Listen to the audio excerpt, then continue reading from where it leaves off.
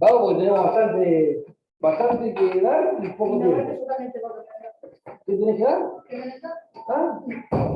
Opa. Bueno, buenas tardes. Bueno, tenemos que arrancar con recursos extraordinarios.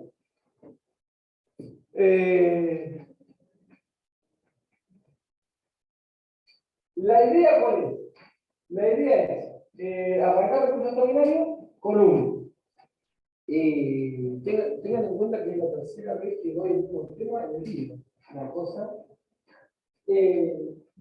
Damos un espectro genérico de los recursos extraordinarios de la provincia de Buenos Aires. Mencionamos cada uno de ellos, hacemos una pequeña reseña de cada uno de ellos, los requisitos específicos que involucra a todos los recursos extraordinarios, para luego de eso abocarnos hoy específicamente al recurso extraordinario de inaplicabilidad de ley o doctrina legal. ¿Sí? Tengan en cuenta algo. Hasta ahora, de las dos clases que estoy dando, no puedo terminar el tema. O sea, le meto, pero no puedo. Lo que pasa es que a mí no me gusta, y yo lo hablaba un poco con mis colegas, no me gusta, digamos, hacer un monólogo de todo lo que tengo que dar, sino que me gusta, digamos, un poco interactuar. Por ahí empezamos ahora, que somos esta clase medio poquito, por ahí tenemos la suerte de poder llegar y por la interacción es un poquito más ágil y rápido. Pero bueno, empecemos como dijimos por el principio, que es los recursos extraordinarios en general. Los recursos extraordinarios en general, ¿dónde están previstos? Están previstos en nuestra Constitución Provincial, en el artículo 161. El artículo 161 prevé en su inciso primero y en su inciso tercero la posibilidad del planteo de recursos extraordinarios. El inciso primero habla que la Corte actuará de manera originaria y en grado de apelación aquellos asuntos traídos o a tratar sobre la inconstitucionalidad de la ley. Luego, el inciso tercero lo podemos dividir en acápite A y acápite B. El acápite A habla sobre la aplicabilidad de la ley o de doctrina, podemos incorporar ya entre paréntesis, o doctrina legal.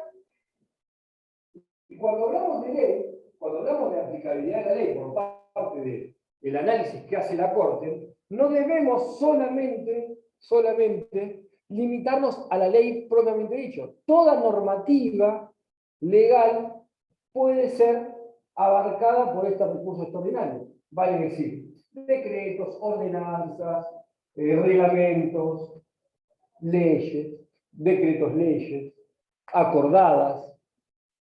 ¿Sí? Bien. Y el acápite B de este inciso tercero habla sobre la nulidad de las resoluciones por violación al artículo 168 de la Constitución Nacional.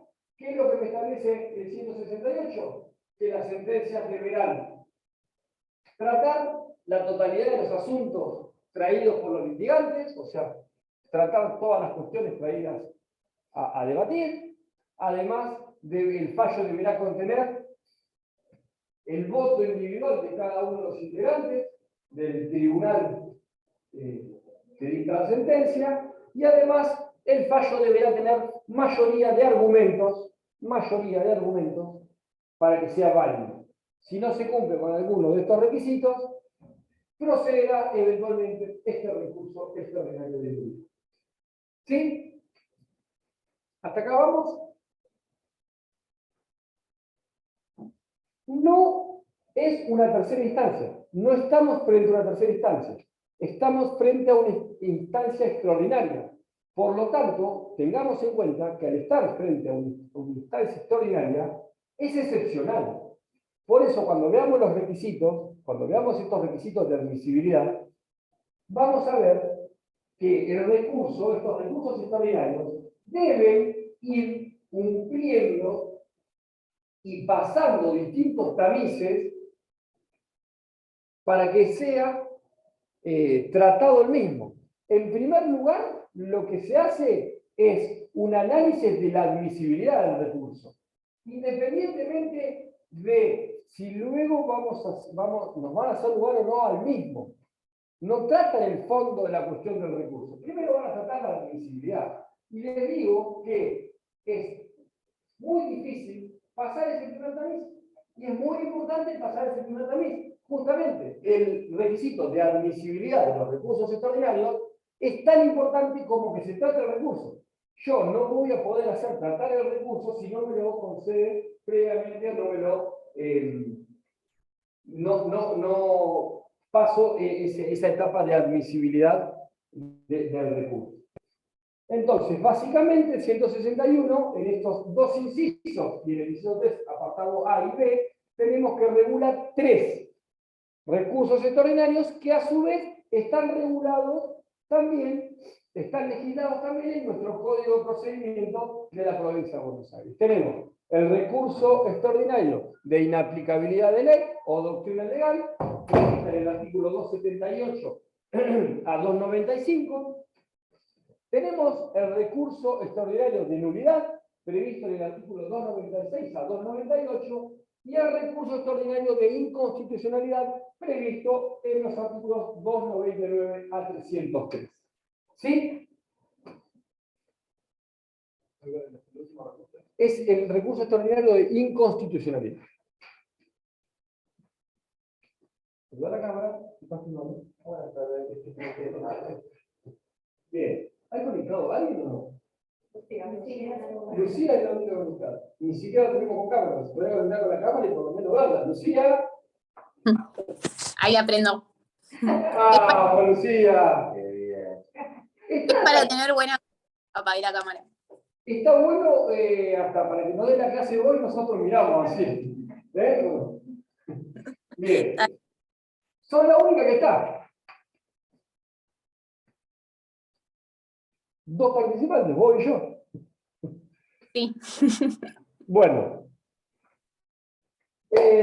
Causas de impugnación. Las causas de impugnación son propias de cada recurso. Cada causal soporta el peso de su propia argumentación. ¿Qué quiero decir con esto? Cada recurso extraordinario tiene su fundamento propio. Yo no puedo fundamentar un recurso con argumentos de otro recurso. Esto no está permitido y además es lo que se ha llamado la teoría del recurso indiferente. La teoría del recurso indiferente, que por doctrina de la Corte Suprema, de la Suprema Corte, mejor dicho, no está aceptada, es esa teoría que definía o disponía que el litigante planteaba un recurso extraordinario con todos sus argumentos acerca de lo que él consideraba que extraordinariamente debía ser considerado y tratado, y luego la Corte, al recibir el recurso, leyendo los argumentos, determinaba a qué recurso extraordinario correspondían los argumentos. Entonces decía, bueno, de acuerdo a estos argumentos, lo que me están planteando es un recurso extraordinario de nulidad. Bueno, de acuerdo a estos argumentos, no. Eso no está permitido, como tampoco está permitido plantear un recurso extraordinario de inhabilidad y en el fundamento fundarlo en un recurso extraordinario de nulidad. No es que en ese caso la Corte lo que va a hacer es decir, mirá, me planteo el recurso de inaplicabilidad pero en realidad en el fundamento es un recurso de nulidad. No, vamos a tocar el recurso de nulidad. No, automáticamente me va a ser desestimado el recurso porque justamente debo argumentar de acuerdo al recurso extraordinario que yo estoy planteando o incoando. ¿Se entiende? Entonces, esta doctrina o esta teoría del recurso indiferente no es aceptada por nuestra Suprema Corte, por lo tanto, es muy importante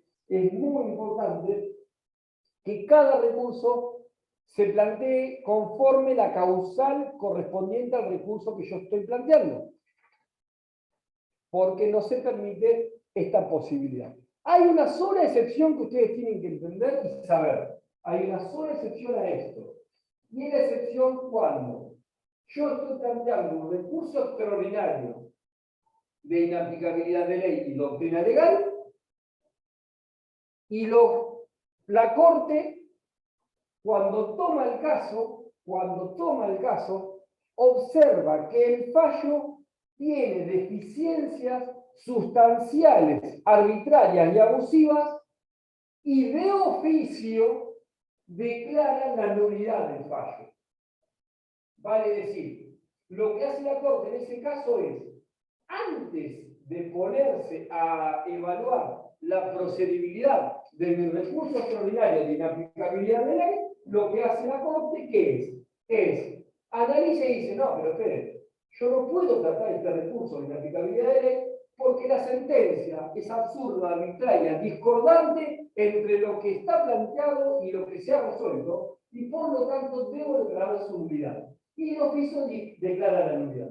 Es el único caso en el cual uno puede entender que a pesar de que yo planteo el recurso extraordinario de inaplicabilidad, de oficio la Corte, en este caso únicamente, va a plantear o va a determinar la nulidad del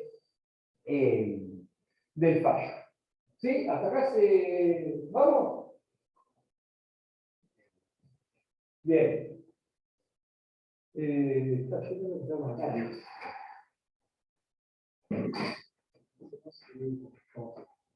Bien. Vamos con los requisitos. Requisitos que van a ser, les reitero, comunes a todos. A todos. Después, cuando veamos el recurso de inaplicabilidad, vamos a ver requisitos específicos.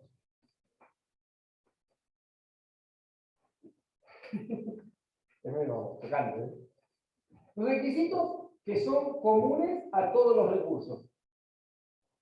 Tenemos que partir de la base de qué? De que cuando vemos proceso ejecutivo vemos recursos extraordinarios. ¿Sí? ¿Y qué dijimos? ¿Cuándo era factible el planteo de un recurso extraordinario? Cuando había sentencia definitiva o, ¿sí? O sentencias que hacían las veces de sentencias definitivas. ¿Por qué? Porque en el proceso ejecutivo, ¿qué tipo de cosa juzgada tengo? Formal. Por lo tanto, como tengo cosas juzgadas formales en el proceso ejecutivo, en principio las sentencias no son definitivas o no pueden considerarse definitivas. ¿Por qué? Porque tengo quizás algún mecanismo de reedición. Tengo algún mecanismo como para eventualmente poder yo plantear de nuevo la cuestión que yo quiero plantear.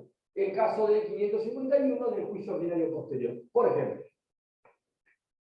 Ahora bien, en esto estamos hablando de procesos en general. Los procesos en general, en donde la cosa juzgada que yo tengo es cosa juzgada material. Por lo tanto, una sentencia definitiva está íntimamente relacionada con la cosa juzgada material. Y por lo tanto, tengo que tener una sentencia definitiva. Una sentencia definitiva, ya sea de la cuestión de fondo o ya sea de la cuestión incidental. Pero tengo que tener una sentencia definitiva. Una sentencia definitiva que es dictada, en el caso nuestro ahora, por una Cámara de Apelaciones o un tribunal de instancia única. Por ejemplo, el caso de los tribunales laborales. ¿Sí? Les decía que además actúe o que resuelva el fondo de la cuestión o una cuestión incidental. Pero lo importante es que esté dentro de la órbita o dentro del ámbito de una cosa juzgada material, aún que no pueda ser realizada. Eso es lo que me hace que sea definitivo. Por ejemplo, una cuestión incidental, ¿cuál podría ser?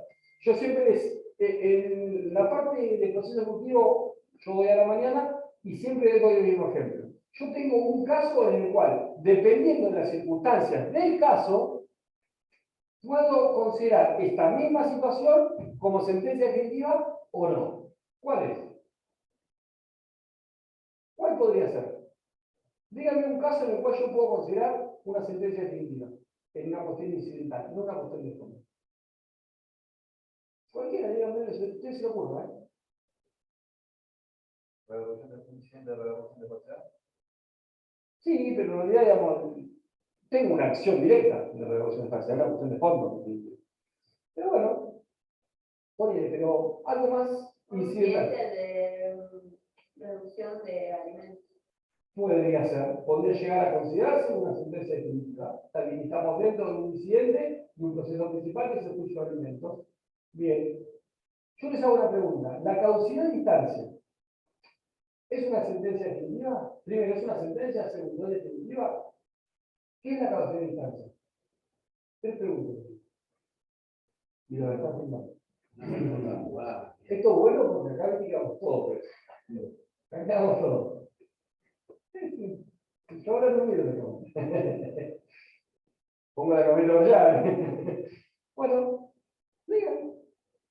Caducidad de instancia. ¿Qué es, primero? Cuando cae una parte del proceso. ¿Pero qué es en sí? Cuando ¿Una parte del proceso? El proceso. mecánico. Cuando una de las partes no acciona. Sí, pero ¿qué es eso? ¿Procesalmente qué es? Falta de impulso, ¿no? Sí, procesalmente qué es.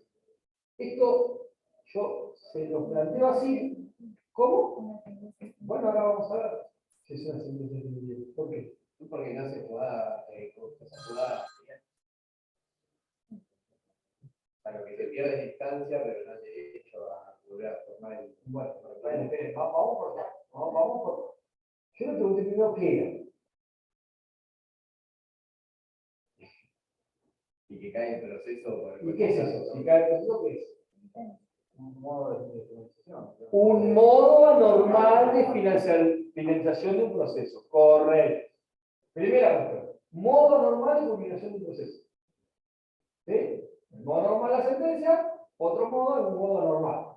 Caducidad de instancia. Bien. Ahora, yo les pregunto, ¿es sentencia definitiva? ¿Sí o no primero? ¿Es sentencia definitiva? ¿Para vos? ¿Para vos? Vamos a hacerlo acá, somos poquitos. No, ¿No? ¿Vos? Estoy en duda, porque puede cerrar. ¿Sí o no? ¿Sí o no? ¿Para vos? ¿Sí o no? ¿Es definitiva o no es definitiva? Sí. sí. Para mí. Sí, sí, no, no. No, creo. ¿No? No sé. ¿Vos? Bueno, díganme los que no. ¿Por qué no es definitiva? Ah, Porque Vos habías dicho que- ¿por qué?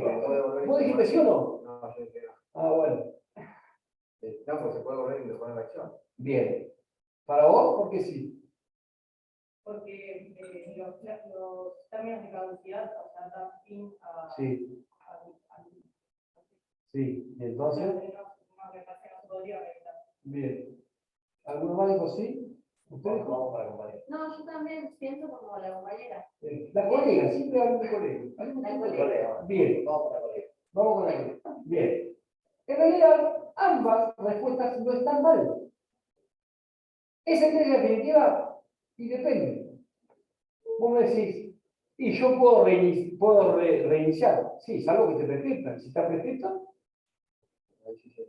si está prescripto, es definitivo. Y si no está prescripto, ¿puedo iniciar el proceso de vuelta? ¿Por qué no? Sin ningún problema. ¿Por qué? Porque yo no tengo una sentencia definitiva en términos de cosas jugadas material. Tengo una caducidad de instancia. No me resolvió el fondo de la cuestión. Con lo cual no me hizo cosas jugadas sobre el fondo de la cuestión. Me declaró la caducidad. Si no te prescripto, ¿puedo iniciar de vuelta? Perfectamente. Entonces, fíjense, una caducidad de instancia puede ser considerada una sentencia definitiva, puede ser considerada, no estoy diciendo que sea una sentencia definitiva, puede ser considerada una sentencia definitiva si yo no voy a poder iniciar de vuelta el proceso porque el proceso ha prescrito. Y no puede ser considerada una sentencia definitiva si yo voy a tener la posibilidad de, a pesar de que se declaró la caducidad de instancia, iniciar de vuelta el proceso. ¿Entienden? Entonces, ¿qué es lo importante? Lo importante es que cuando nosotros nos encontremos con cualquier resolución, sea el principal, sea el incidental, analicemos si yo voy a tener la posibilidad de reeditar, reiniciar de alguna manera o bajo alguna circunstancia de vuelta a la cuestión. Si yo no tengo esa posibilidad, entonces puedo decir con certeza que estoy frente a una sentencia definitiva, pasible de recurso extraordinario, a priori. ¿Sí? Plazo, 10 días hábiles o 10 días corridos. En caducidad, corrido. No estoy hablando de recurso extraordinario, estamos hablando de los requisitos del recurso extraordinario. 10 días para interponer el recurso extraordinario, 10 días hábiles o corridos.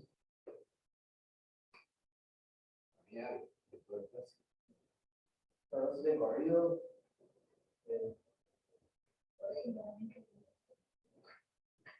Ahí depende, no va, ¿no? ¿Qué dijo compañero? El compañero fue simple. Analizó, digamos, ni siquiera sabe por qué. Pero él dice, si todos los plazos procesales son hábiles, hábiles. 10 días hábiles. ¿Está bien? Ahora, ¿cómo es tu nombre? ¿El tuyo era? Francisco. Franco y Francisco. Natalia. Franco, Francisco y Natalia. Son los 3 demandados. ¿Sí? Y quieren plantear el recurso extraordinario. 10 días a partir de cuándo empieza a correr para plantear el recurso extraordinario. De la notificación a cada uno. Perfecto. ¿Eso cuándo es? Eso cuando estamos frente a un liticonsorcio pasivo facultativo. Cuando es facultativo el liticonsorcio. Se da así. El plazo es independiente individual en cada una de las partes que está litigando. ¿Sí? Y es, obviamente empieza a correr desde la notificación por cédula que van a tener cada uno. Otro de los requisitos, este requisito que vamos a ver ahora es un requisito que en definitiva ya va quedando en desuso. Aún sigue estando en el 280 último párrafo, pero es un requisito que les diría que va quedando ya en desuso. ¿Y qué es? El tema de constitución de domicilio. La constitución de domicilio ya va quedando en desuso. Constitución de domicilio que vale aclarar, nosotros la tenemos porque no estamos en La Plata. Si nosotros estamos litigando en La Plata, donde constituimos domicilio en La Plata, no tenemos que constituir domicilio, obviamente.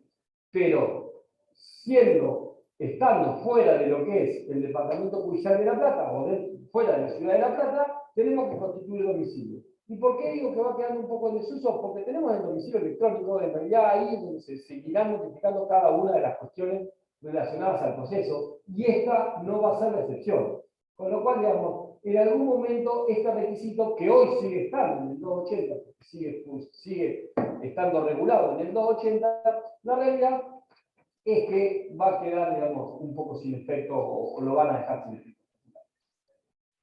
Cuarto requisito, fundamentación, y es un poco lo que vimos al principio.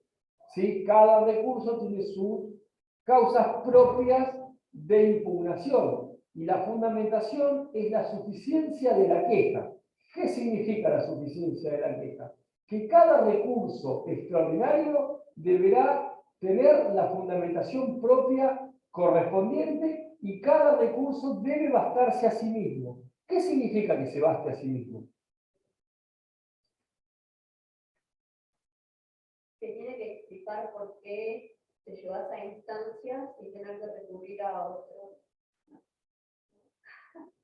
Que sea autosuficiente. Que sea autosuficiente. ¿Qué significa que sea autosuficiente? Que con solo leer el recurso se sepa de qué es lo Correcto. Lo importante es que uno, leyendo el recurso, entienda cada una de las cuestiones debatidas y constituidas que llevaron al recurrente a plantear el recurso extraordinario. Entonces, no tengo que hacer un tratado, no tengo que escribir 1000 hojas para hacerle entender a la Corte que tengo razón, sino que tengo que ser lo suficientemente claro y fundamental en cuanto a los fundamentos para determinar que el recurso se autobasta a sí mismo, y puede explicar con la sola lectura del recurso lo que ha sucedido en el expediente y lo que traigo a resolver. ¿Sí? Otro de los... ¿Puede remitirse a una hoja? ¿Sí? No, No, tampoco. no. Justamente, la Corte no va a empezar a analizar hojas para atrás. Aparte, no te olvides una cosa, cada vez menos va a pasar eso, Porque los expedientes son electrónicos, ya no tenemos más hojas. Entonces es un problema eso. La realidad es que cada vez tiene que ser mucho más claro, concreto y conforme constancia de auto, pero ya no voy a poder ni siquiera repetir ni nombrar hoja. Ya la palabra hoja no va a existir más. Hoy todavía hay un mix de expedientes en los cuales tengo una parte soporte de papel y otra parte que tengo digitalizada, electrónica, en el expediente. Hoy, por ahí, sí, al momento de sentenciar, nos piden que nosotros adjuntemos o acompañemos o llevemos al juzgado documentación original para dictar sentencia conforme documentación original o prueba documental original. Pero después, mucho ya ha pasado a ser un expediente electrónico. ¿Sí? Bien. Quinto requisito. Otro requisito que va a quedar, sinceramente, medio en desuso. Si no quedó ya, que es copias. Copias establecidas en el artículo 120. La realidad es que hoy, ¿cómo presento yo el recurso extraordinario? Antes iba el soporte de papel, lo llevaba a la cámara, presentaba el recurso, lo ponía en el cargo, sellito de recepción, y tenía que acompañar tantas copias como partes interesadas hubiese en el expediente. Hoy por hoy, la realidad es que yo presento un escrito electrónico. Ese escrito electrónico es subido a la mesa de entrada y automáticamente todos tienen acceso a las copias que quieran. Con lo cual, digamos, sigue estando, porque sigue estando, pero en definitiva es un requisito que ya se cumple prácticamente con la sola presentación del escrito electrónico. Y después tenemos un requisito que va a tener que ver, o que va a estar relacionado con la concesión del recurso. Una vez que yo presento el recurso, como les decía, pasa por un primer tamiz de admisibilidad por parte de la Cámara. ¿Qué hace la Cámara? Analiza la causa en concreto, analiza los requisitos de admisibilidad, esto que estamos viendo, más los específicos de cada recurso, y si la Cámara considera que se cumplen con todos los requisitos, declara la admisibilidad del recurso. No hace lugar al recurso, declara, concede el recurso, dice, está bien, es factible de que este recurso sea concedido y que el expediente sea remitido a la Corte para que eventualmente la Corte sea quien trate el tema. Y en ese caso, si pasara eso, nos tenemos que atener a lo que establece el 282 y en caso de concesión se intima a la parte recurrente a adjuntar ¿qué cosa? ¿A adjuntar qué cosa?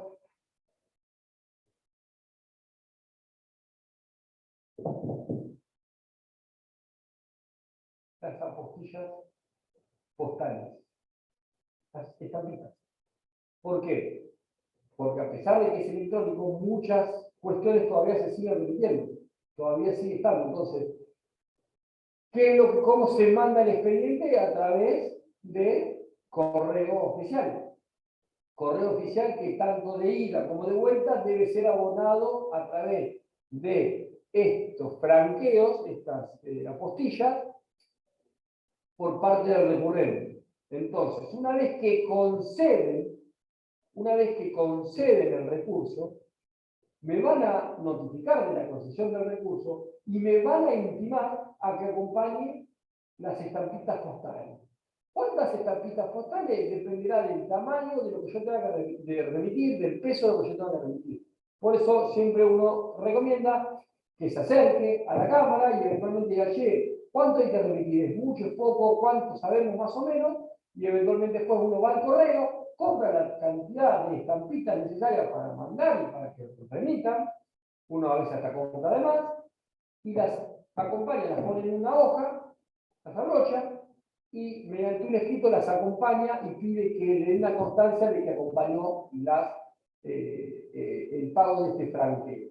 ¿Por qué? Porque si yo no pago el franqueo dentro de los 5 días de intimado, ¿qué pasa con los recursos extraordinarios? Queda desierto el recurso. Exactamente. ¿Sí? Por lo tanto, es importante que yo me quede con una constancia de que pagué ese franqueo por cualquier traspapelación, traspapeleo. En definitiva, voy a cargar con la deserción del recurso y obviamente un problema. La otra alternativa, cuando se hace el análisis de todos estos requisitos de admisibilidad, es que la Cámara haga ¿qué? deniegue el recurso. En ese caso, la única instancia que nos quedará, que ya lo verán en las clases siguientes, será el recurso de queja por recurso extraordinario denegado, que es la interposición de la queja como una queja por apelación denegada, en este caso será una queja por recurso extraordinario denegado. ¿Sí? Eso es un recurso, una queja que se interpone directamente en la Corte, no ya en la Cámara, para que eventualmente analice si el recurso extraordinario que me denegaron ha sido bien denegado o no ha sido bien denegado. ¿Sí? ¿Estamos? ¿Alguna duda hasta acá? ¿Alguna duda hasta acá? No. ¿Estamos bien? Vamos bien. ¿Tenemos hasta las 6:15? Sí. ¿Sí? Bien. Bueno. Ninguna duda. Seguimos. Nos adentramos en recurso extraordinario de inaplicabilidad de ley o doctrina legal. ¿Dónde estaba previsto, les dije? Más o tres. Apartado A. Ya es. Acá A. 161 y 103, y además le dije que está regulado en nuestro código de procedimiento, es el recurso extraordinario que más artículos, el código más artículos le dedica, porque en definitiva es el recurso extraordinario que por defecto se utiliza para tratar de llegar a una instancia extraordinaria, que la reitero, no es una tercera instancia, sino que es una instancia extraordinaria, y eventualmente sean revisados los fallos de una Cámara de Apelaciones o un tribunal de instancia 1. ¿Sí? ¿Cuál es el objetivo del recurso extraordinario de inaplicabilidad de ley? Cuéntenme. ¿Cuál es el objetivo?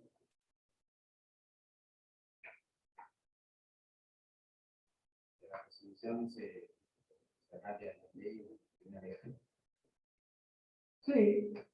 O sea, ¿qué hace la Corte cuando recibe un recurso? O sea, cuando recibe un recurso de inaplicabilidad de ley o doctrina legal, lo primero que hace es, primero es, si es inaplicabilidad de ley, lo que uno hace, o que la Corte hace, es controlar la correcta aplicación de la norma o el derecho al caso concreto. Es ese contralor que hace la Cámara, la Corte, de eventualmente determinar si el fallo en cuestión ha violentado la correcta aplicación de la norma o del derecho. Y les reitero, digo la norma o derecho, puedo decir la ley o el derecho, pero lo que ustedes tienen que entender es que ley no es solamente una ley, sino que es toda normativa. Y el objetivo de la inaplicabilidad de ley o doctrina legal, la inaplicabilidad de la doctrina legal, el objetivo es la unificación jurisprudencial de los criterios de la Corte para que sea eventualmente aplicable en las instancias inferiores. Vale decir, ¿qué es lo que pretende? Lo que pretende la Corte en estos casos es unificar ciertos criterios para de esta manera, primero, garantizar el debido proceso, en segunda etapa, evitar un desgaste jurisdiccional innecesario, en tercera etapa, tratar de cumplir con el principio de economía procesal. Con lo cual, dictará pronunciamiento que será obligatorio para las instancias inferiores y que sentará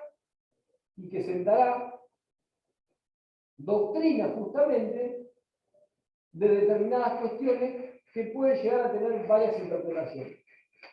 Este es el típico caso de la Ley de Defensa del Consumidor, mejor dicho, del pagaré de consumo. ¿Se acuerdan del pagaré de consumo? Todos los problemas que trajo cuando veíamos el pagaré de consumo en el proceso ejecutivo y veíamos que el pagaré de consumo había criterios que decía, por un lado, me hablaba de que el pagaré era un título abstracto. No importa si era de consumo o no de consumo, no, es un título abstracto. no me puedo adentrar en la causa de la obligación. No puedo discutir si es de consumo, no de consumo. El pagaré de consumo como tal no existe, con lo cual, cualquier circunstancia que me quieran venir a plantear relacionada a la defensa del consumidor es una discusión causal y por lo tanto es ajena a este proceso. Con lo cual, no hacía lugar a ningún tipo de cuestión relacionada al derecho de consumo. Después estaba el criterio que decía, mire, el pagaré de consumo sí es un pagaré. Entonces los juzgados en los tribunales lo que hacían que era, bueno, haga una cosa, intímese al ejecutante a integrar el título con el negocio causal. Entonces había una integración por medio de la intimación por parte del juzgado a que se integre el título para de esta manera demostrar el cumplimiento de lo que establecía el artículo 36. Y después había otro criterio relacionado a justamente que esta integración debía ser en tiempo y forma, al momento de interponer y demás. Entonces, todas estas cuestiones decían, bueno, pero a ver, pagaré de consumo, existe, no existe, depende de qué tribunal, qué juzgado te tocaba, la cuestión era abstracta, entonces no se discutía, en otro de la demostración integral, en otro te decían no, que tenía que estar integrado. Ustedes no sé si recuerdan, la primera pregunta del examen pasado justamente tenía que ver con eso, con que se intimó a integrar o integró después. La cuestión es que la doctrina de la Corte Suprema, de la Suprema Corte, pasó a ser una doctrina legal estableciendo que en los casos de los pagarés de consumo, en los cuales en su seno había una relación de consumo, ese pagaré podía ser integrado al momento de iniciar la ejecución, podía ser integrado con el mutuo que en definitiva generaba la relación causal entre las partes y que había generado la creación de ese pagaré. Y que obviamente ese mutuo que yo acompañaba como complemento debía cumplir con lo que establecía el artículo 36. Eso ya es doctrina legal de la Corte. Con lo cual, si yo inicio una ejecución de un pagaré y cumplo con eso, no me lo pueden rechazar ni me lo pueden discutir. No me lo pueden rechazar ni me lo pueden discutir. ¿Sí? Porque estoy cumpliendo con doctrina legal. ¿Estamos? Para eso justamente es que son los objetivos de esta doctrina legal que va estableciendo la Corte. Y por último, tiene un último objetivo, que es la solución equitativa del caso, ¿sí? Tratando de evitar el absurdo o la arbitrariedad. En palabras de la Corte, los fallos o los casos deben ser una derivación razonada del derecho vigente aplicable a las circunstancias. ¿Sí? Debe ser una derivación razonada del derecho vigente aplicable a las circunstancias. Vale decir que un fallo debe seguir una consecución de hechos y debe estar relacionado con lo que ha sucedido en el proceso. No puedo yo fallar abstrayéndome de las circunstancias del caso, de las cuestiones del caso. Las dos primeras cuestiones del recurso de inaplicabilidad de ley o de doctrina legal, estamos hablando de cuestiones de derecho. Estamos hablando de la aplicación de cuestiones de derecho. En este tercer caso, estamos hablando de cuestiones de hecho y es un caso excepcionalísimo. Entonces, cuando yo veo que un fallo en realidad es totalmente absurdo, arbitrario, y no es una consecuencia lógica de lo que ha sucedido y de lo que surge del expediente, estamos dentro del absurdo, estamos dentro del arbitrario. Esta cuestión puede ser canalizada a través del recurso de inaplicabilidad de ley y doctrina legal. Y no es que estoy planteando que no se aplicó una ley o que se aplicó mal o que no se aplicó una doctrina y se aplicó mal. Estoy exponiendo un absurdo, una arbitrariedad. Muchas veces se confunde que cuando un fallo es arbitrario, ¿qué recurso quieren plantear? El de nulidad. No, es arbitrario, es nulo. Pero no. La arbitrariedad no tiene nada que ver con la nulidad. ¿Sí? La arbitrariedad no tiene que ver con la nulidad. La nulidad está prevista, les reitero, en el artículo 168. Y ahí tengo los tres conceptos o los tres ítems por los cuales yo puedo plantear la nulidad. Ahora, como se trata de una cuestión de hecho, esta arbitrariedad o este absurdo, debe ser manifiesto, debe ser palmario, debe ser realmente de fácil demostración. ¿Entienden? Porque es una cuestión de hecho, que la cuestión de hecho son ajenas a la instancia extraordinaria. Las cuestiones de hecho son ajenas a la instancia extraordinaria. Por lo tanto, esto es una excepción a ese precepto de no tratamiento de las cuestiones de hecho. Ahora bien, les reitero, esta cuestión es excepcional. ¿Sí? Cuando no hay una derivación razonada del derecho vigente aplicable a las circunstancias del caso, estoy dentro del absurdo o de la arbitrariedad. En esos casos, si es palmario, si es fácilmente demostrable, yo voy a poder plantear y canalizar mi instancia extraordinaria a través de este recurso de inaplicabilidad de ley o doctrina legal. ¿Se entiende? Nosotros tuvimos un caso en el estudio en el cual, en un tema laboral, nosotros estábamos por el demandado, era un accidente, era una enfermedad profesional, en el cual, trabajo administrativo, la persona trabajadora reclamaba daño psíquico, psicológico y demás, en virtud de un accionar que había tenido el empleador.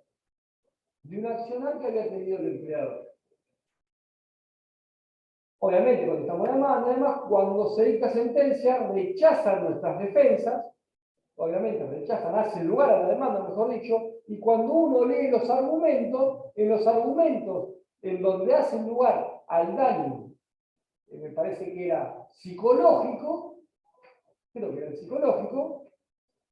los argumentos estaban basados en la pericial psicológica, y la pericial psicológica citada hablaba de que el accidente automovilístico le había ocasionado a la víctima todo. No había habido un accidente de auto. No tenía nada que ver. Ante esa circunstancia, ¿qué es lo que dice? Es absurdo. O sea, le da el daño psicológico por un accidente, porque la pericia psicológica habla de todo un accidente, pero la realidad es que no hubo un accidente.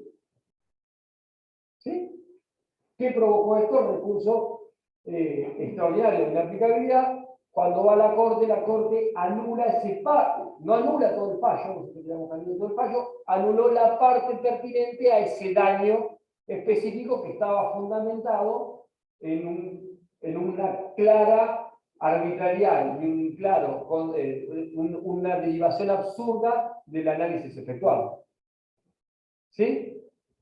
Pero usted me dice que ahí no hubo ni doctrina legal ni la aplicabilidad de ley. No, hubo absurdo. ¿Sí? ¿Vamos? ¿Vamos bien? Sí. Díganme ustedes, cualquier cosita, estoy para acá,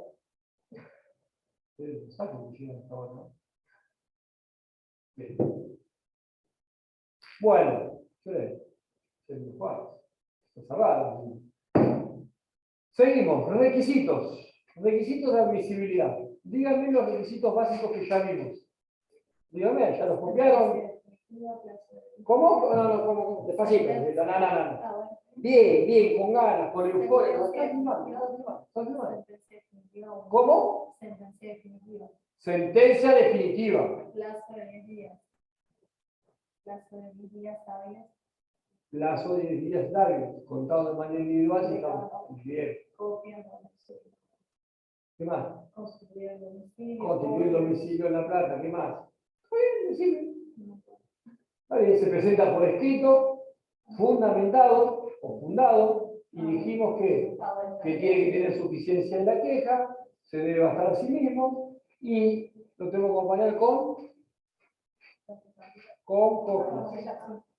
Con copias. ¿Sí? Eso es lo que establece el código. Ya dijimos que las copias, hoy por hoy, no tienen sentido en virtud de la presentación electrónica. ¿Sí? Esos son requisitos generales. ¿De qué? ¿De qué recursos? De todo. De todo. Perfecto. Estamos todos de acuerdo. Ahora vamos a los requisitos específicos del recurso de inaplicabilidad de ley o del primer derecho. Y dos requisitos propios son ¿cuáles? Monto mínimo para recurrir. Monto mínimo para recurrir. ¿Cuál es el monto mínimo para recurrir que establece el 278? ¿Qué frío que está haciendo acá? ¿Cuál es el monto mínimo? Use. No sé, pero 500 use me establece el 278. ¿Qué tipo de use? ¿Conocen los tipos de use ustedes?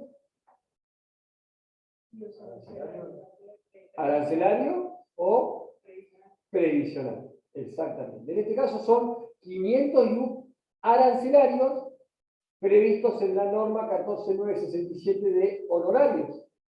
¿Cuánto está el use arancelario? ¿Cuánto? Ah, se quedaron con la clase en 2020, ¿viste? 4.176. Vale decir que hoy el monto mínimo para recurrir es 2.088.000. Ese piensa que ya lo tengo copiado. Lo hice anoche. Y a partir del 1 de julio va a ser de 2.268.500. Estilo. No tengo anotado.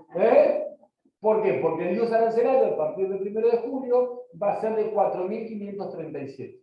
Eso lo multiplico por 500. 2.268.500 va a ser a partir del 1 de julio.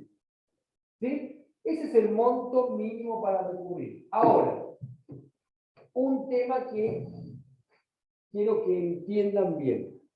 El monto para recurrir no es el monto de la sentencia. No es el monto de la sentencia. Es el monto del agravio. Grábense esto. Monto del agravio. Eso, el monto del agravio, es lo que me tiene que dar 500 euros. Y ustedes me dirán, ¿cuál es la diferencia? Vamos a ver un ejemplo. Acompáñenme. Yo tengo una sentencia, vamos a suponerle, voy a hacer dos ejemplos antagónicos, pero así. 3 millones de pesos. Que la sentencia me condena al pago de 3 millones de pesos más tasa pasiva de interés. Ahora, yo, actor, reclamé 3 millones de pesos, pero no reclamé tasa pasiva. Yo considero que la tasa que a mí me corresponde, vamos a suponer, es la tasa activa más alta que hay en el mercado, la tasa activa por descubierto, sin acuerdo en el Banco Nacional. Entonces, ¿yo qué tengo que hacer para saber si el monto del agravio a mí me da?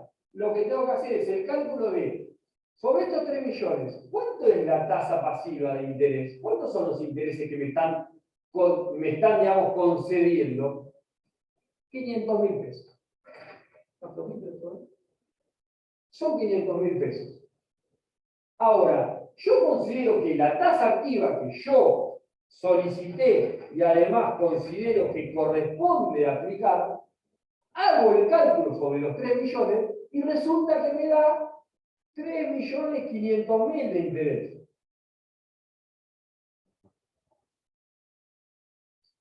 Entonces digo, no, pero si yo aplico esta tasa, a mí me da 3.500.000, y con esta tasa me da 500. ¿Cuál es el monto del agravio? Los 3.500.000. No, la diferencia entre esto y esto. 500 me dan, la diferencia son 3 millones. 3 millones es el monto del agravio. 3 millones es el monto del agravio. 3 millones, ¿está dentro de los 500 yuan? ¿Está dentro de los 500 yuan? Sí, puedo recurrir. Y este cálculo me tengo que detener a hacérselo a la corte para demostrarle que mi primer requisito, que es el monto del agravio, yo lo supero. Yo lo supero. Pero no deben confundir esta suma junto con esta menos esta, porque ahí me da 0. No deben confundir. A mí lo que me agravia es no el monto de condena, el monto de los accesorios. Esto es lo que a mí me condena. Lucía, vos ves ahí, no ves nada, ¿no? No, la vez. Mando nota, se escucha perfecto. ¿Y se entendió el concepto? Sí, sí. Bien. Gracias. ¿Se entiende? El monto del agravio es lo que a mí me pasa. Ahora, vamos a la inversa. Vamos a la inversa.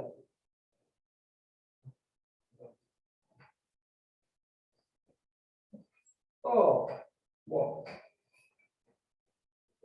No. Estamos en el horno, muchachos. Se terminó, se terminaron los ejemplos. No.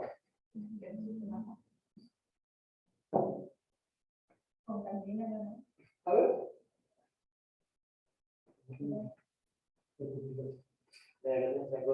A ver. Ah, bueno. No, esto es una cosa. Vamos a la perspectividad. Vamos, a ver. No. ¿Cómo mate? Tengo un ciclo. Ah, todavía, no.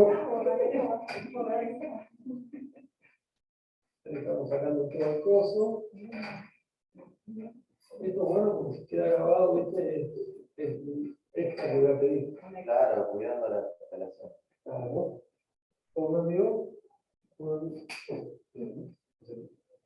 Bueno, vamos con otro ejemplo. Vamos al revés.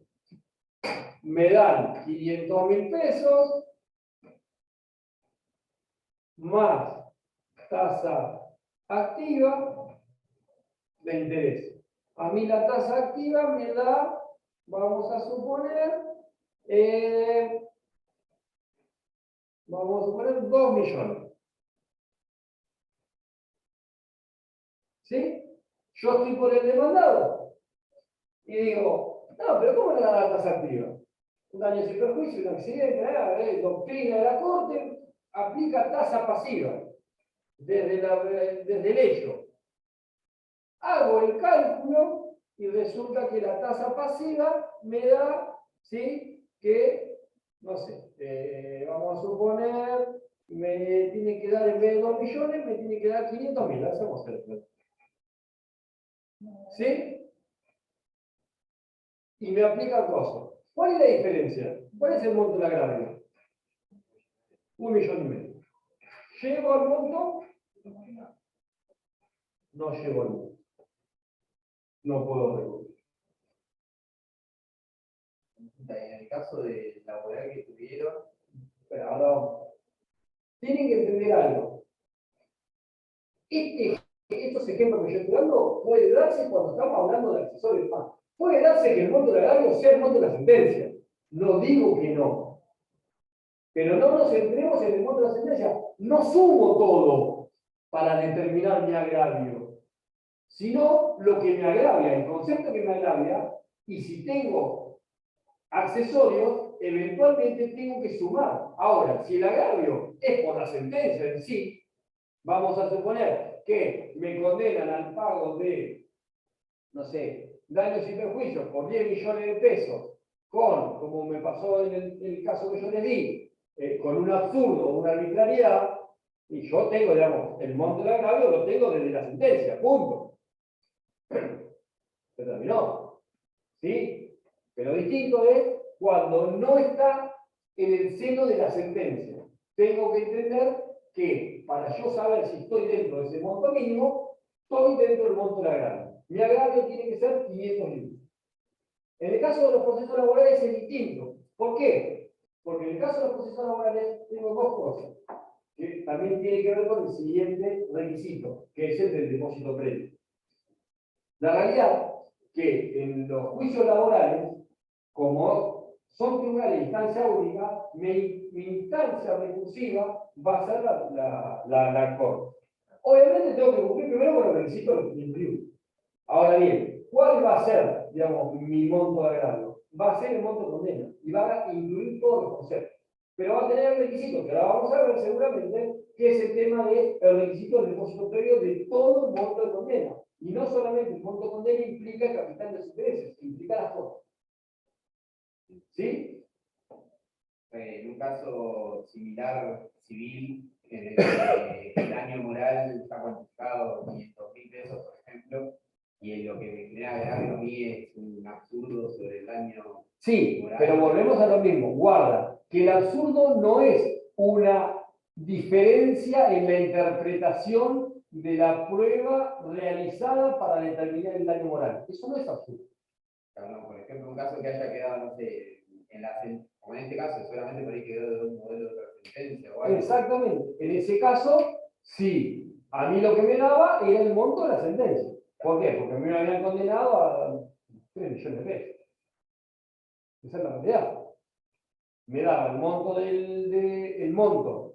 del agravio, además de estar dentro del cuadrado de este absurdo que hablábamos hoy. Pero el monto mínimo para recurrir de 500 IUs, tenemos que siempre pensarlo como monto del agravio. Monto del agravio. ¿Sí? Y en el caso de estar, como hablábamos hoy, de un liticonsorcio facultativo, ¿qué pasa? ¿El monto del agravio qué es? ¿En su conjunto o individual? Individual. Individual de cada uno de ellos. ¿Sí? Individual de cada uno de ellos. ¿Estamos? ¿Y en qué caso no es obligatorio llegar a tener este monto mínimo para poder recurrir? ¿En qué casos? En el caso de estar dentro de un litigio con un valor indeterminado, o que no sea susceptible de apreciación pecuniaria. En ese caso no se exige el monto mínimo. Tampoco se exige el monto mínimo cuando estamos frente a procesos de menores que reclaman alimentos en virtud de una relación paterno-familiar o el reclamante sea discapacitado, o tampoco se exige o no se exigiría cuando lo que se está planteando dentro del recurso extraordinario de inaplicabilidad de ley es una cuestión federal. Una cuestión federal que va a traer como consecuencia eventualmente el recurso extraordinario federal que van a ver el día jueves, que está previsto en el artículo 14 de la ley 48.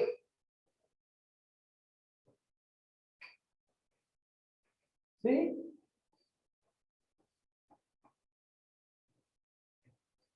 El otro requisito específico de este recurso, ¿cuál es?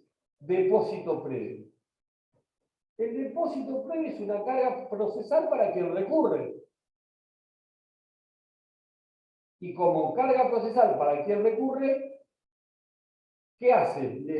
¿Qué pretende la legislación? ¿Qué pretende el código? Pretende decirle, mire, primero tiene que tener un monto mínimo para recurrir. Hoy 2.088.000 pesos. Monto del agravio. Pero además va a tener que hacer un depósito previo. Porque si usted tiene razón, se lo vamos a devolver. Ahora, si no tiene razón, lo va a perder. Entonces, son todas exigencias que en definitiva tratan de persuadir a la no interposición del recurso extraordinario por sí mismo, para no generar ese desgaste jurisdiccional necesario. La idea de la instancia extraordinaria es que lleguen pocos casos y que sean casos importantes los que lleguen y que tengan una cierta razón de ser por el cual llegan. ¿Estamos? Y el artículo 280 me establece cuál es el monto del depósito previo que yo debo hacer. Y tengo un principio general. Ustedes recuerden esto. Principio general. 10% del monto del agravio, no del monto del proceso. 10% del monto del agravio. Hoy decíamos, ¿cuál era mi agravio? 3 millones de pesos. ¿Cuál es el monto? 300.000 pesos. Ahora, me voy a contar con dos cuestiones más. El depósito puede ser el 10% del agravio, pero no puede ser menos de 10 use, de 100 use. Con lo cual no va a poder ser menos hoy de 417.600 pesos. Dígame rápido. Ni tampoco va a poder ser más de 500 use. O sea, no va a poder ser más de 2.088.000 pesos. Por lo tanto, principio general, el 280. 10% del agravio. Pero ese 10% del agravio no puede ser menos que 100 use, ni menos, ni más que 500 use. ¿Estamos? ¿Sí? Este depósito previo no puede ser sustituido por seguro de caución, ni por título de deuda pública, tiene que depositar de cash.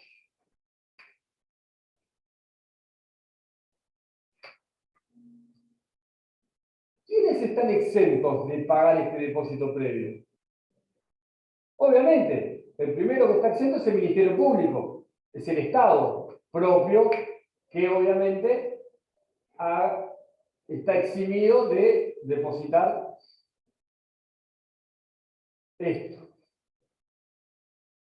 Lo segundo es en aquellos juicios en los que intervengan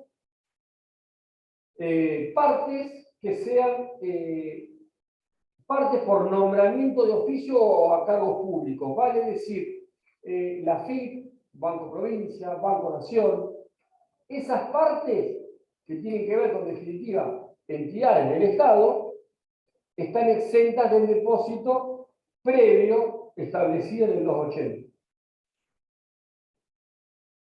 Como tercera cuestión que está exento, y acá vienen dos doctrinas de la Suprema Corte que son importantes que las lean. Un tema que no les aclaré al principio. Vieron que les estoy dando la cuestión media rápida y bastante salpicado en cuanto a lo práctico. Lean las clases que están en el campus, porque en definitiva esas clases están hechas por el doctor del Cerro y tienen un concepto dentro de lo que yo les estoy explicando, en donde van figurando cada una de las doctrinas legales de la Corte para los distintos casos de lo que estamos viendo. ¿Sí? Bien, pero en el caso de beneficio de utilidad sin gasto sí se las voy a nombrar a las doctrinas. Entonces, quienes gocen del beneficio de liquidar sin gastos también estarán exentos de este depósito previo. Ahora bien, quienes tienen beneficio de liquidar sin gastos están exentos. No pagan. Cuando plantean el recurso extraordinario, manifestarán que no van a depositar el depósito previo, atento tener concedido el beneficio de liquidar sin gastos con fecha tanto, sentencia de fecha tanto, etc. Si la concesión del beneficio de liquidar sin gastos es parcial, obviamente, en función del porcentaje que le ha sido otorgado de beneficio, será el porcentaje de exhibición que tendrá de hacer el depósito previo.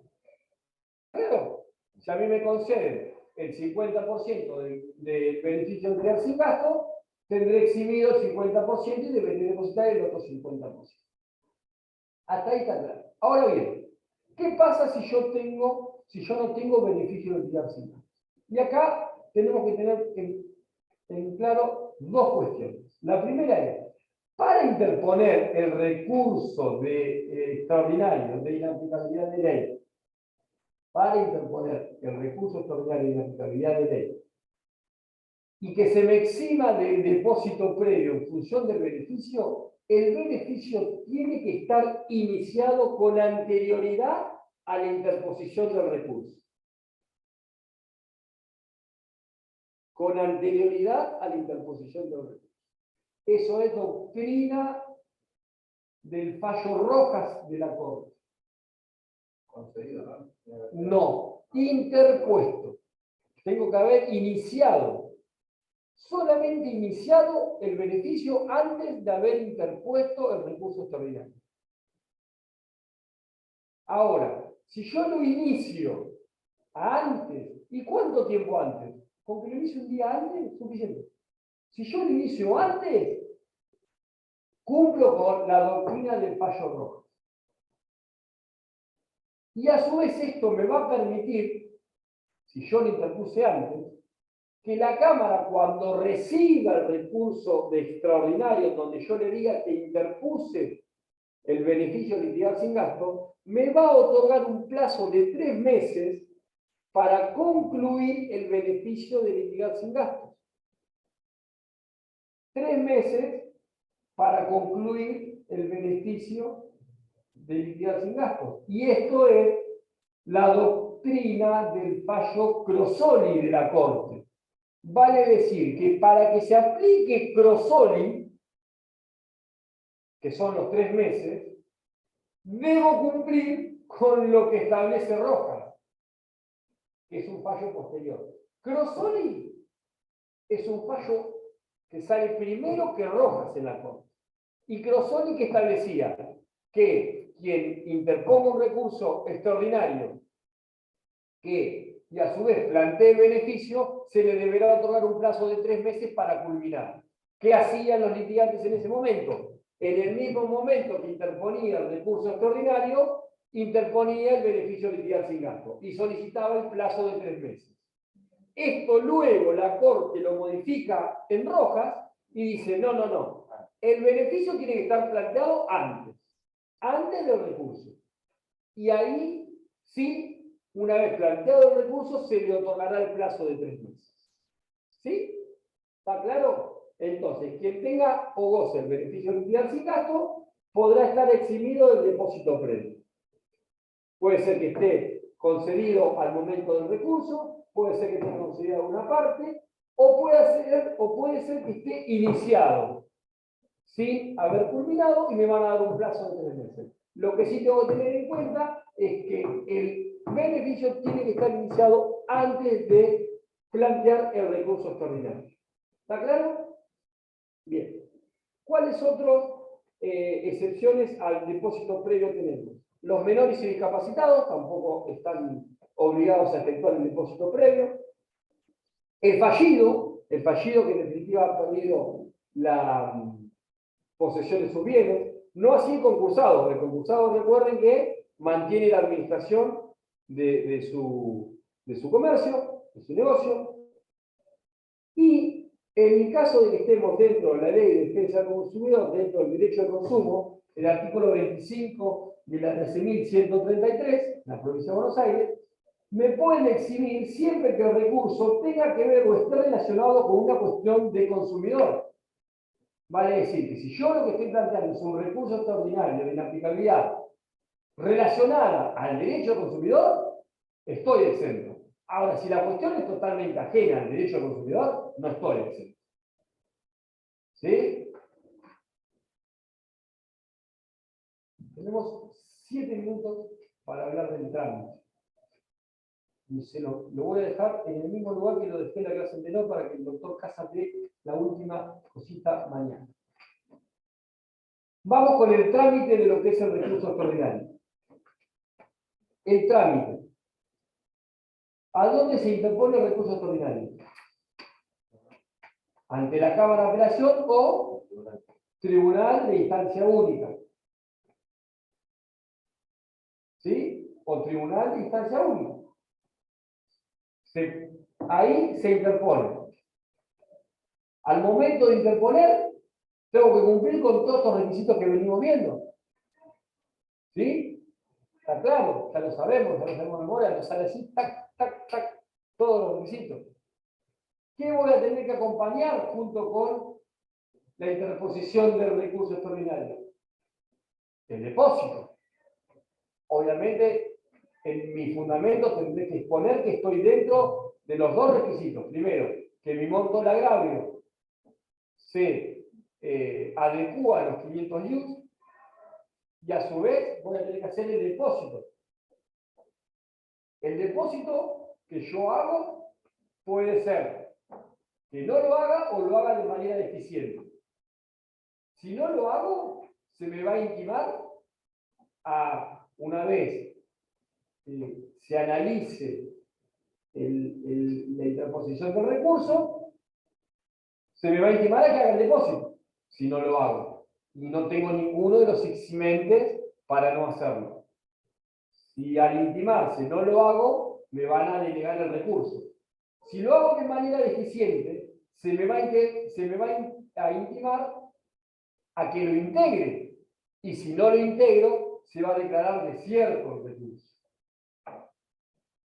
Una vez que cumplo con esto, o esté eximido por alguna de las circunstancias que vimos de pagar el depósito, la Cámara hace un examen sobre los requisitos de admisibilidad del recurso.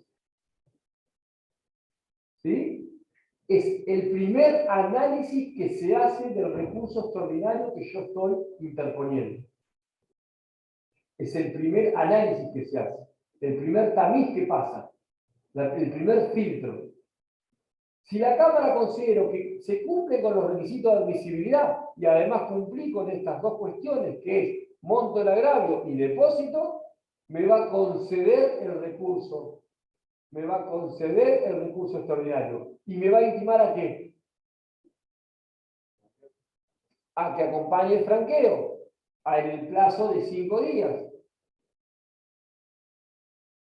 Entonces, me concede el recurso y me intima a que acompañe el franqueo a los fines de la revisión del expediente de la Suprema Corte. Tengan en cuenta algo, queridos colegas. Escuchen esto. No les lo escriban, escuchen. El recurso extraordinario no se sustancia. No se sustancia. Quiere decir, del recurso extraordinario que yo interpongo, no se corre traslado a la otra parte. No se sustancia. El recurso extraordinario se concede. Punto. Ahora vamos a ver en qué momento el no recurrente tiene la posibilidad de ser escuchado. Pero el recurso no se sustancia. No se corre traslado al recurso para que el no recurrente pueda contestar los argumentos del recurso extraordinario que interpuso el recurrente. No, no pasa eso. El expediente, una vez que yo acompaño el franqueo, automáticamente el expediente es remitido a la Suprema Corte.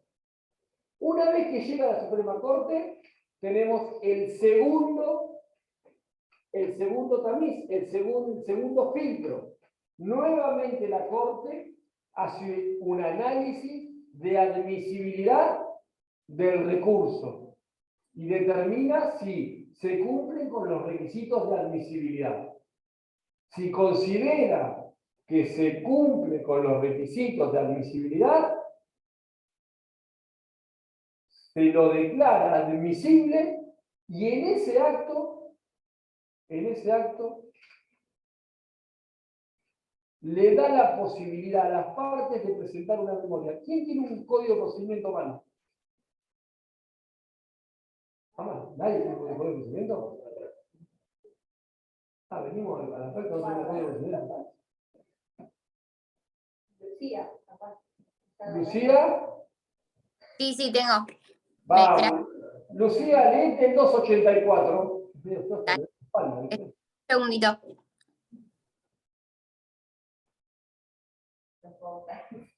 No, un desastre son ustedes. Bueno, yo esto lo voy a tener en cuenta.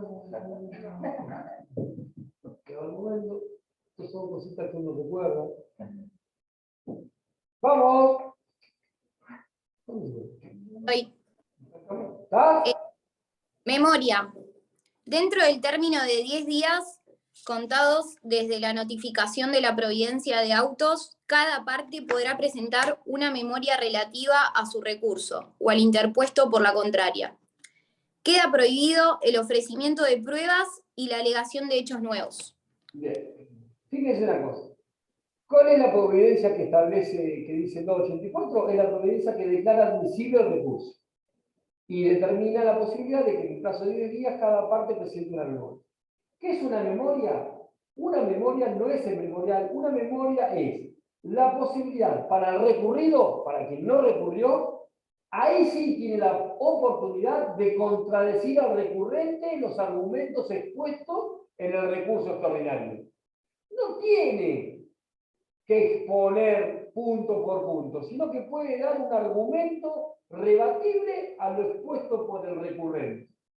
Y en el caso del recurrente, podrá eventualmente efectuar alguna aclaración de su recurso extraordinario interpuesto, pero no puede el recurrente introducir argumentos nuevos ni mejorar el recurso bajo ningún aspecto. No puede mejorar el recurso. Si omitió algo en el recurso, no puede a través de esta memoria, pretender mejorarlo, argumentarlo.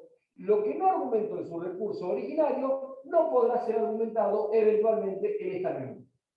La pregunta que hago ¿es obligatoria esta memoria? No, no es obligatoria. ¿Se puede presentar? ¿Cómo no se puede presentar? En definitiva, es una oportunidad que da la Corte de que las partes puedan expresar algo más, pero que no es obligatoria, no es un requisito obligatorio de admisibilidad. ¿Sí? Estamos en fecha y hora. ¿Alguna consulta hasta acá? ¿Alguna duda? ¿Les quedó claro lo del agravio? ¿Les quedó claro lo del depósito? ¿Les quedó claro lo del beneficio de quedar sin gastos? Esas son las cuestiones importantes. Mañana le voy a decir al doctor Casas que hable del certiorario positivo, que es lo único que les diría que me quedó, que ustedes lo pueden ver también en la clase ahí, igual que la clase antecesora a ustedes, que me quedó certiorario positivo, cosa de que puedan ver eso, que lo va a ver en 3 minutos, y después va a seguir con recursos extraordinarios de nulidad y de inconstitucionalidad. Y yo el día miércoles, no sé. El día miércoles, yo voy a la mañana igual, ustedes no me veo más. Bueno, estamos. ¿Alguna duda, Lucía? Yo tengo una duda, es muy cortita, de incidente de reducción de cuota. ¿Puedo hacerla? Nada que ver. Nada que ver, pero ¿puedo hacerla?